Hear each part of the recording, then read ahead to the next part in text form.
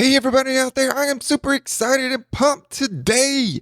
You are listening to The Tim Laskus Show, and I'm Tim Laskus. And why am I so pumped up? Because this is episode 50. I should add 50 cents on this program to celebrate the 50th episode of this show. Who would have ever thought? I never thought I would even get past 5, and now I'm at 50. That is incredible. So, hey, because I'm doing this, and I'm at 50, I would like to share with you, all of you, give you a free gift, a free entrepreneurial success guide. So if you go to timlaskus.com /, I don't know. How do you get, is it forward, is it backwards? I don't know, /resources. Just go to timlaskus.com and go to resources page and go down to the bottom past the affiliate links and get yourself a free entrepreneurial success guide. And that's what I want to give you. Thank you for just follow me for all 50 of these episodes and listening and all that good stuff.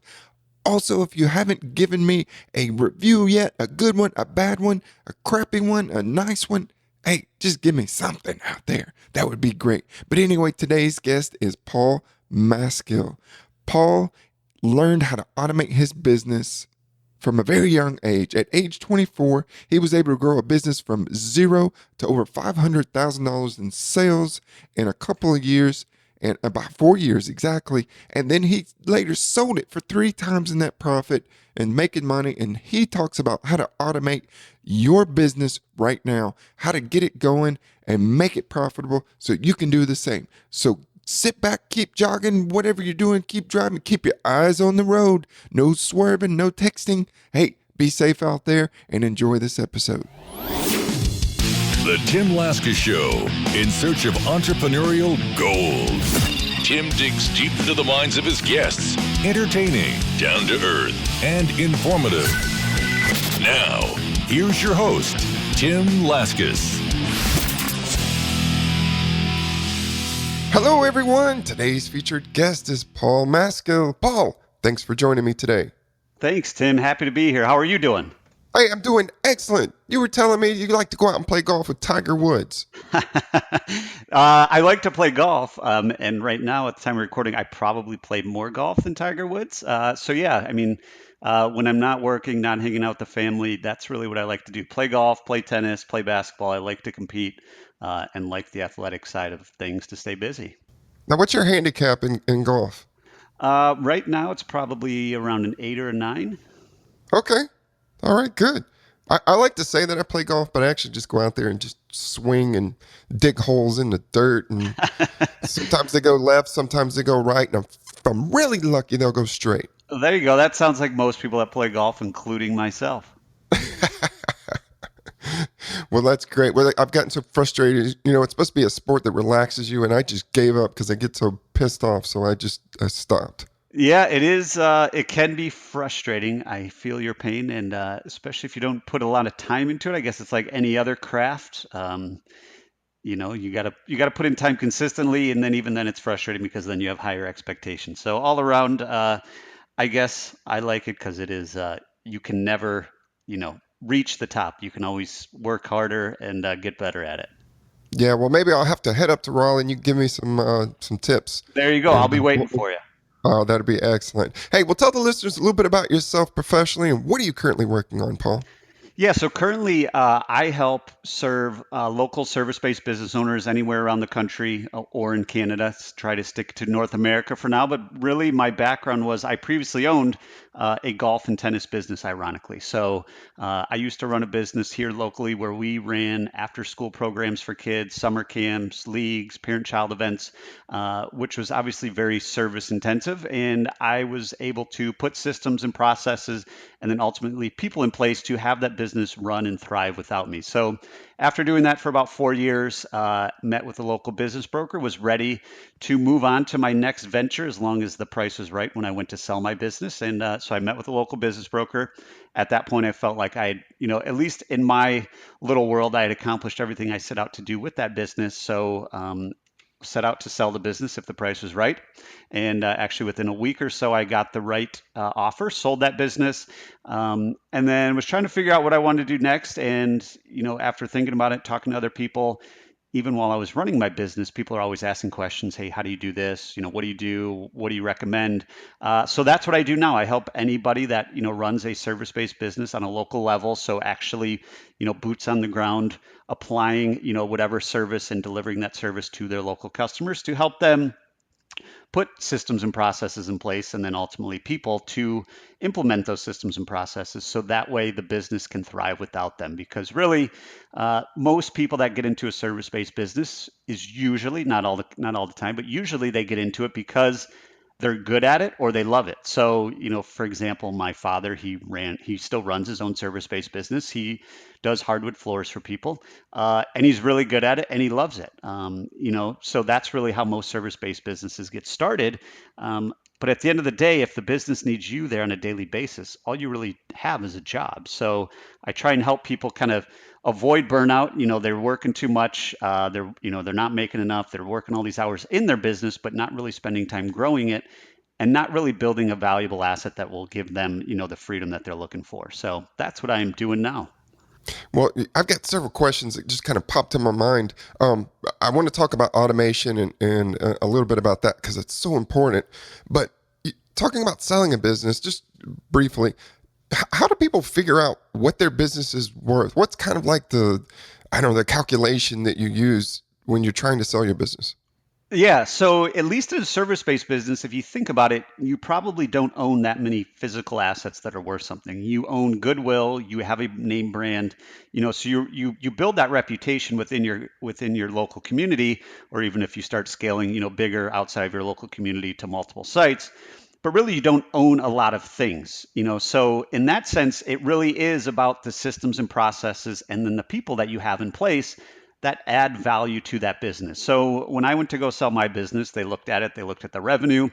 We were doing, just shy of $500,000 a year. And then they looked at comparable types of businesses that sold within the region, so kind of the eastern half of the U.S., what sold. And then they would also look at what sold on a local level just from any type of service-based business, the highs, the lows, everything in between. And then they came up with a valuation based on profit. So what is your kind of owner's discretionary income, which is basically the money that the business made, as well as, like any business, you're going to write off, personal expenses that are now business expenses, your cell phone, your internet, mileage on your car, that type of stuff. So they calculate all that, come out, what you as an individual actually made, and then, they'll put a multiple on it. For me, they said this could sell anywhere between 1 to 3 times net profit. And I said, well, if we can get 3 times net profit, I would be happy and I'll sell it and I'll, figure out what I want to do next. So in that case, that's how they called it a stock sale, where you're really just selling, equity in the business, not really physical assets. If you do own a brick and mortar, a physical type location, then you're probably looking more at an asset sale where you're selling, say you own a restaurant and you own the building, you're selling the building, all the equipment, all that, plus whatever goodwill you've established in your local community or brand that you've developed. So in short, that's kind of how it's on a smaller scale. Obviously, if you're looking at 10 million, 20 million, 30 million dollar businesses, then there's going to be a lot more moving parts. But for any local business owner out there, that's really what you can expect.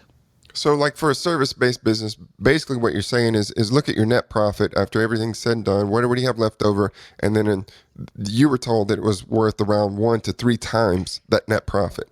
Yeah, exactly. And the way they came up with that was they looked at like we said, the comparables, but then can this business make money without the owner? Because if you put yourself in a prospective buyer's shoes, you're going to go buy a business. You don't want that business to have to rely on you right away to start making money, because otherwise you're not going to be able to figure it out because you're buying a brand new business. Whereas the person who bought my business, she liked it because she would have time to learn the business because it could continue to produce revenue.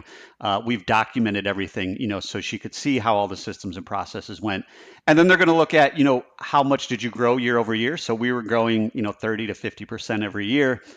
And then they also look at what is, the total earning potential in your local market, before you have to expand outside your local market. So there's a lot of factors in play, and that's where they came up, with the lows and the highs. And for me, if I could get that high number, I would definitely do it. Otherwise, I'd keep growing it and sell it, for more a year from a year later.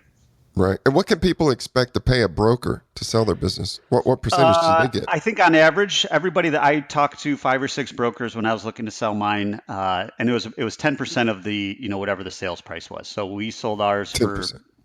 250,000, and they took 25,000. To me, it was totally worth it because the time I saved, and really just the expertise they had and the connections they have. So when you go to a broker, not only are they taking in new inquiries of people looking to buy businesses, but they also have a pretty good network of people that buy businesses regularly, so they can also go pitch it to them. So they put together all the pitch books and materials and marketing, valuations, and they handle pretty much all the communication and everything, which is nice. Until you actually get deep into the due diligence, you don't have to vet anybody. They do all that for you. Right. And then at the end of the year, then you have to pay taxes on that sale of that business. And what kind of percentage, what kind of bite does the government get? They get a fair amount. So it really depends how you structure the sale. But for me, my business was a LLC. So it basically showed, some of it was long-term capital gains, but then some of it, is going to be short-term income based on however they figured it out. The accountant figured all that out.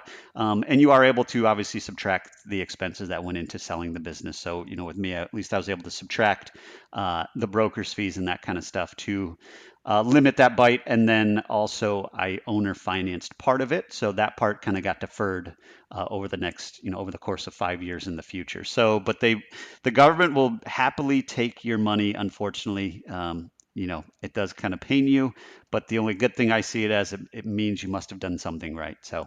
Yeah, absolutely. And just make sure you get a good accountant who knows all the rules and regulations that can, give you the best, deal and pay the least. I mean, and it's not about cheating the system. It's about having someone who understands the system. Exactly. Totally agree. I have a finance background, but I am not a fan of accounting and the ever-changing tax laws every year. So I would recommend anybody, use a local CPA that works with small businesses, works with entrepreneurs, because they know way more, than we'll ever know. And it's Yep, changing for every year. sure. For sure. So tell me a little bit about automation.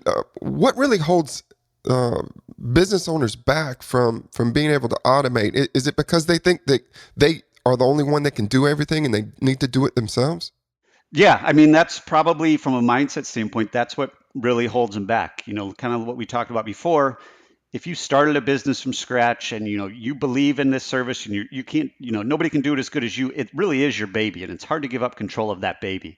So for me, it was the same thing. I had built this business. I didn't want to delegate anything to anybody, but I realized, after kind of following other people, learning from other people, and really taking a step back, any successful business, it thrives without the owner. And if you think about really big companies, the owners are stockholders. So, if you own stock, you technically own a business, but you don't need that. You don't need to be there for the business to run. So, taking that down to a small scale, breaking through that and finding the right people, really the key is putting them in a position to thrive. So, 99.9% of the people on this earth are inherently good people. They're not going to do things wrong on purpose. If they do something wrong and you own the business, really you did something wrong.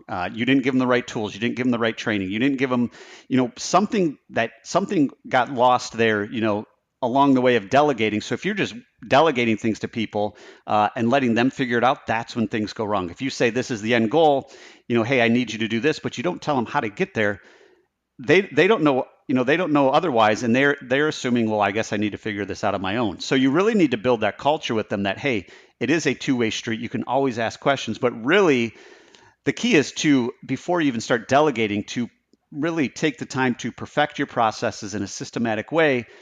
So that way anybody could do those as long as you give them the right training. So doing something the same way every time, whether it's the biggest task or the smallest task, that's really the key. And then once you do that, start documenting how it's done. Do a step-by-step standard operating procedure.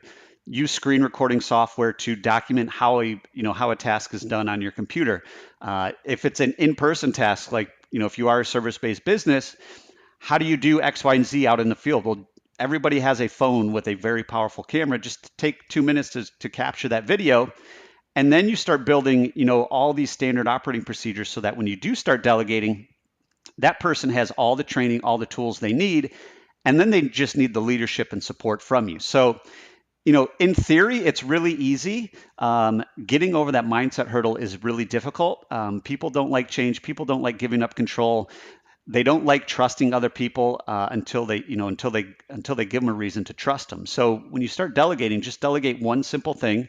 You get success, and then you can start delegating more. But really, it's all that back end work that nobody sees that allows you to do that. And then you're going to be there. You're going to have more time because you're not doing these tasks anymore. You're going to be there to support them, to provide that support, as well as to then have the opportunity to go grow your business or whatever you want to do with the free time that you're starting to build. Hang out with family and friends, start another business, grow a business, whatever it is. But that's really the key, is building all that solid foundation and perfecting your processes before you start delegating.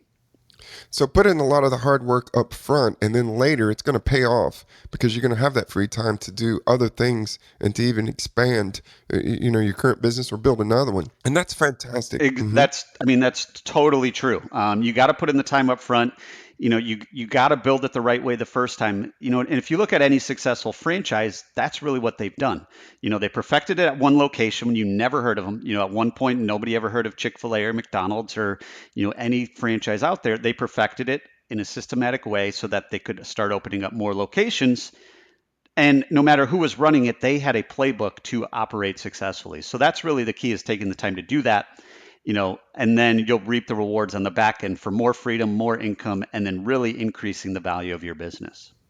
Well, you mentioned Chick-fil-A and being in the South, you're in Raleigh, I'm in Columbia, South Carolina. So we have Chick-fil-A on almost every corner, and it is a fantastic restaurant, and their culture is evident from the minute you walk into any Chick-fil-A. I don't know how many thousands of actual sites, Chick-fil-A restaurants they have, but it doesn't matter whether you're in Myrtle Beach, South Carolina, or in Raleigh, North Carolina, you get the same service at all the different locations because they have such a system in place that just really supersedes anyone out there. And you mentioned, McDonald's and even Burger King. Yeah, they've been doing it for a long time, but somewhere along the way, they dropped the ball because you could go into a Burger King and get a great, fantastic service and go in another one down the street. And it's like, oh my goodness, what happened to these people? Were they trained at all?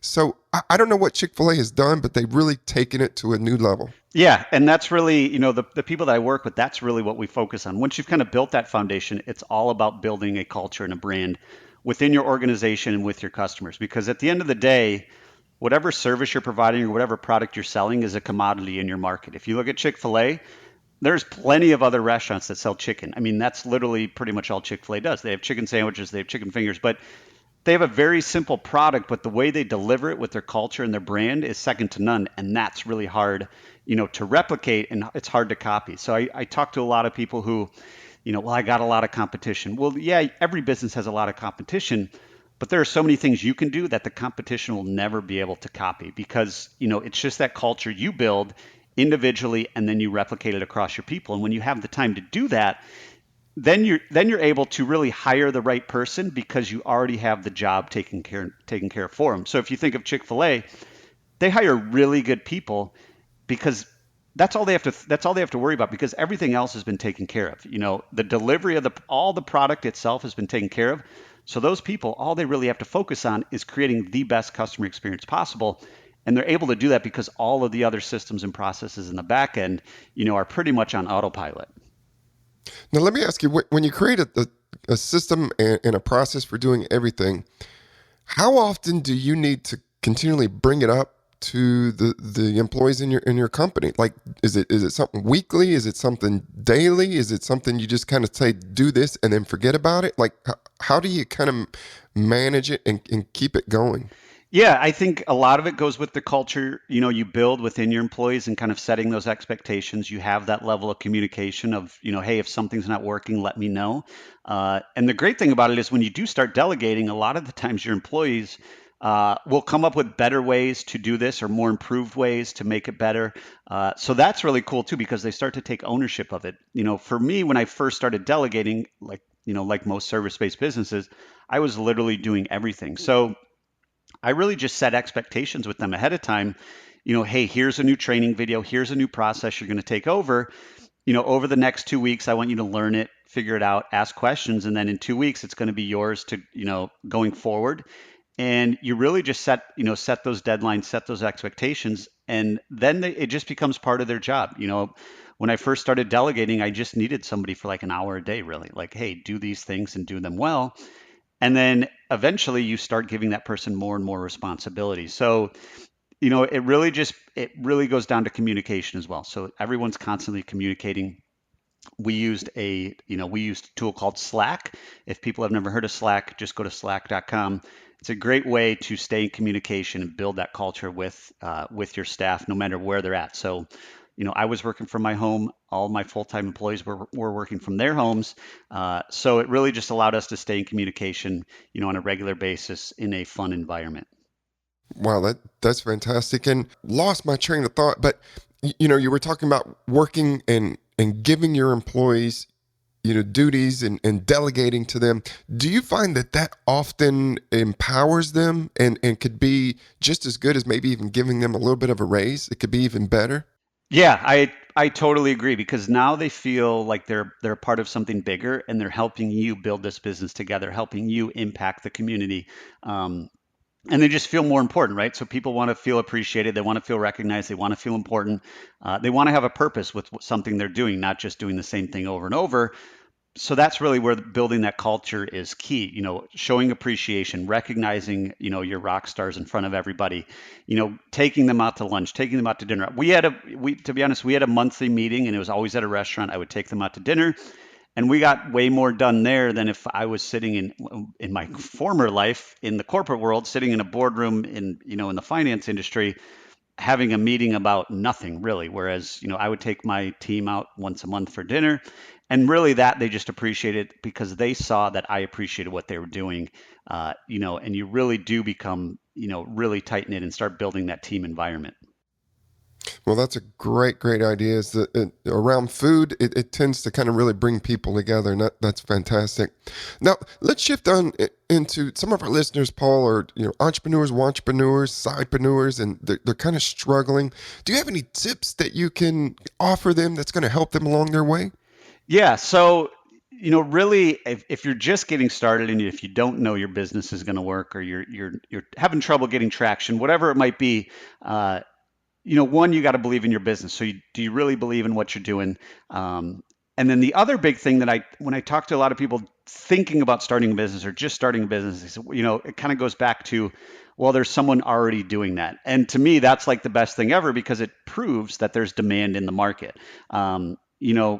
If every business owner, every entrepreneur thought that of, well, someone else is already doing it and I'm not going to do it, we would be living in a very boring world, because there would be like one restaurant, and there would be like one place to shop, and there'd be 10 websites. So, really, if someone else is already doing it, that's a great, sign that there is a demand in the market. And then when you see what they're doing, it gives you a good opportunity to do it differently, put a different spin on things, make it yours, provide a better experience. So if you're just getting started, definitely don't be deterred by the fact that somebody else is already doing it.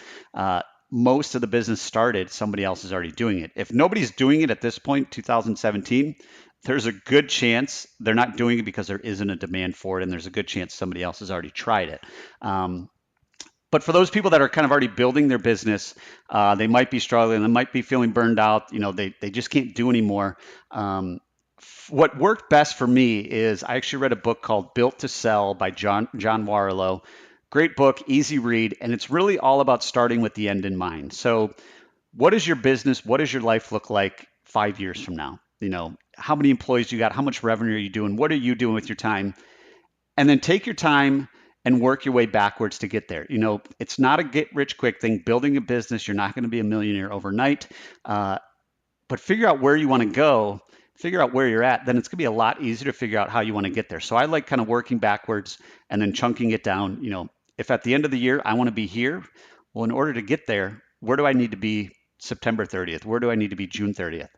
And then once I figure that out, what do I need to do this week to get me to June 30th? So that's really what worked well for us in our monthly meetings with our team. Okay, where do we want to be at the end of the year?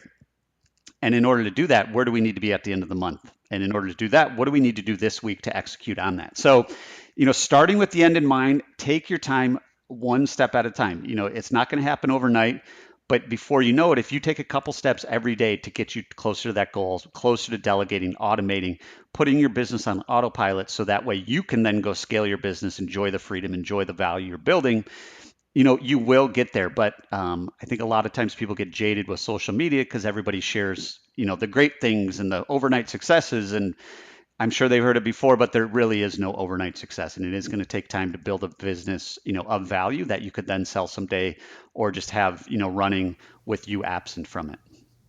Absolutely. And those are fantastic tips. And believe in your business and don't worry about someone else already doing it. Don't recreate the wheel. The wheel's already been created. Just make it better and do your own thing. Put your own spin on it. And the book that you had brought up, it's called Built to Sell by John Marillo. Marlowe. Yeah. So if they just Google or go to Amazon, just look up Built to Sell. It's a great book, easy read, quick read. He also has another good book called The Automatic Customer, which is pretty interesting as well. So that book, I would say that along with the E-Myth, if your listeners haven't read the E-Myth as well, those two books really would be a great resource to kind of get your mind going and realizing that if you're working in your business all day, you really don't have a business. You just have a really stressful job that you took a big risk to do. You already took the risk to be a business owner. You might as well reap the rewards of it. Absolutely fantastic. Now, Paul, when did you decide you wanted to be an entrepreneur?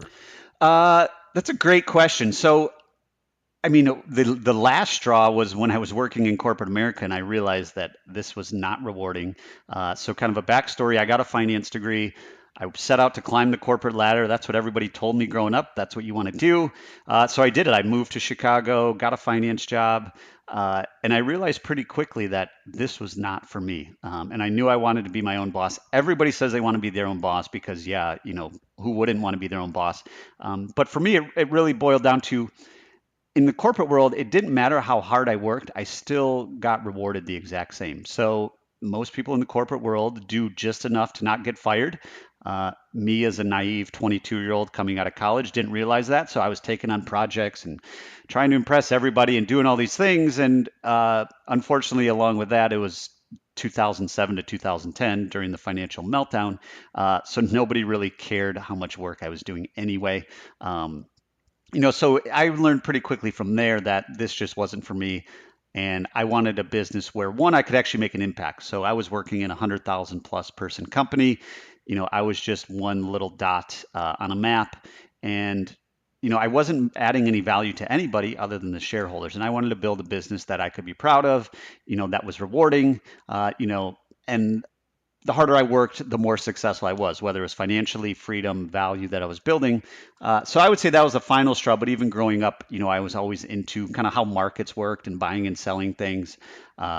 I used to go, me and my buddies, we would go during rainy days and go at night, go out on the golf course, pick up all the, lost golf balls, go swimming in the rivers and just collecting all the golf balls we could so then we could go back the next day and sell them to the golfers.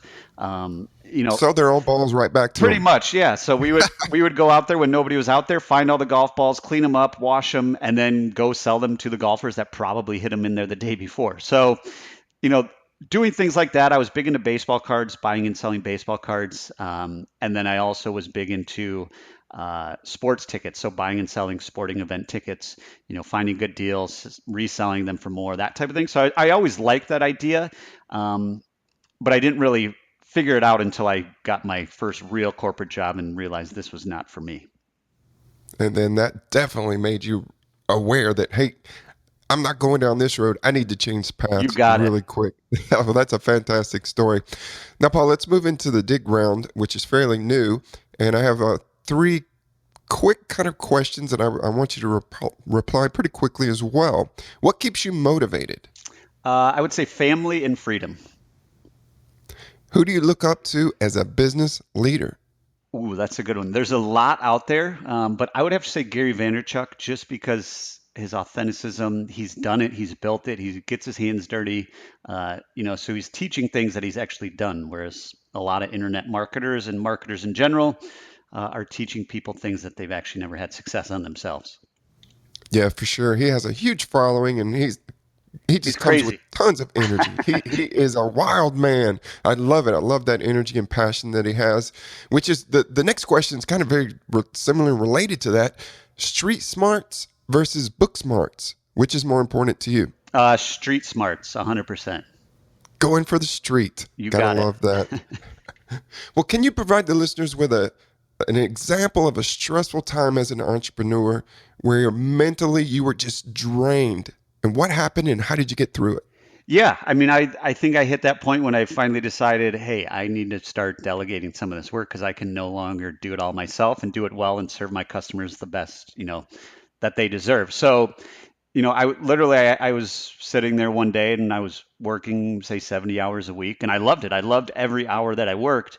But I knew that I couldn't make any more money and I wouldn't have any freedom if I kept on that path. Literally, I was maxed out. And, if you're doing everything in your business, your earning income is capped based on the number of hours you can physically and mentally work. So that was probably the biggest kind of aha moment. I sat there and said, what would happen if I got hit by a bus? And one, I did have, obviously I had coaches implementing my program, but I was still running the business. So one, they would be out of a job pretty quickly because there would be no programs to facilitate.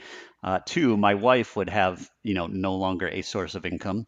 And then three, probably just as important would be all the customers would no longer have a service that they really loved for their kids. So, for me, that was really kind of the breaking point. And that was when I realized the worst case scenario isn't that bad. As long as I put the processes in place to start delegating, I can really make this happen, and our customers will appreciate it, and everything will be fine. And it was. And to kind of cope with, being in that mentally drained state, we kind of talked about it before, but really kind of playing sports, getting out, competing, not even thinking about work. When you're playing sports, you don't really have time to think about other things.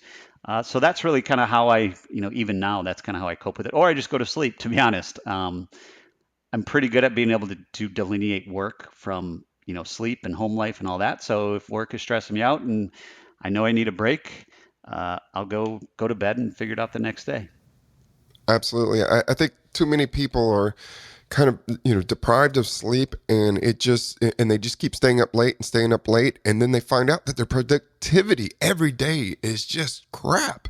And so you really have to be able to reset and get some decent sleep and just kind of put everything aside and say, hey, I'm burned out. Today's the day I need to get some sleep.